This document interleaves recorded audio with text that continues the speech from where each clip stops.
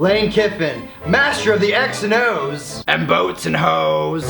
Brilliant tactician of offense and being offensive. And new head coach of your Florida Atlantic University. Where the hell is that? Just 45 minutes from South Beach, FAU is full of lush beaches, beautiful weather, and enough landmines to make your favorite volatile, downright unpredictable head coach trending on Twitter. Here are 6 predictions for Lane Kiffin in his first year with the Florida Atlantic, what the hell are they even called? The Owls. Who? Go Owls. Number 1. FAU upsets Wisconsin in the opener, and Lane Kiffin celebrates by doing massive amounts of blows. Don't be surprised when Kiffin draws up 99 pass plays and bubble screens and upsets the Badgers. Lane celebrates the big victory by bringing winter early, doing massive amounts of cocaine on the plane ride home, only to be discovered by his AD. Right, Kiffin, that was a huge win. Oh my lord, is that cocaine? Yep. You can't be doing that here. The f gonna do about it? I'm just gonna pretend I didn't see it. Carry on. Number 2. After beating Wisconsin, Lane and FAU lose the very next week to FCS Bethune-Cookman, and Lane drunk dials Sark, who also happens to be drunk. Remember that time you took my job at USC, and then you took my job at Alabama, and then you my ex-wife? I love you, Sarky. Call me back. Number 3.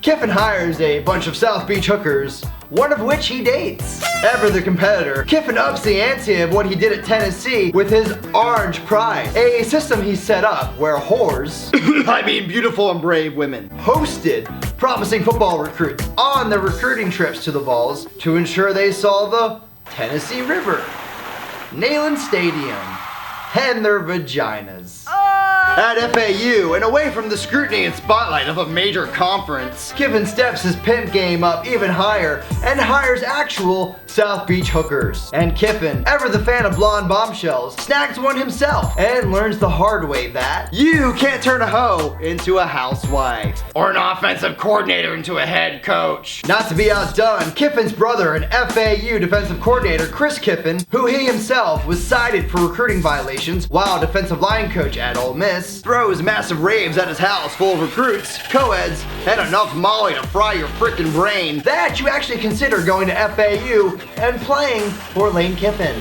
Woo! I'm Lane Kiffin! I love you, Chris! This is a great party! Woo! Kiffin rules! Where's that one co-ed at?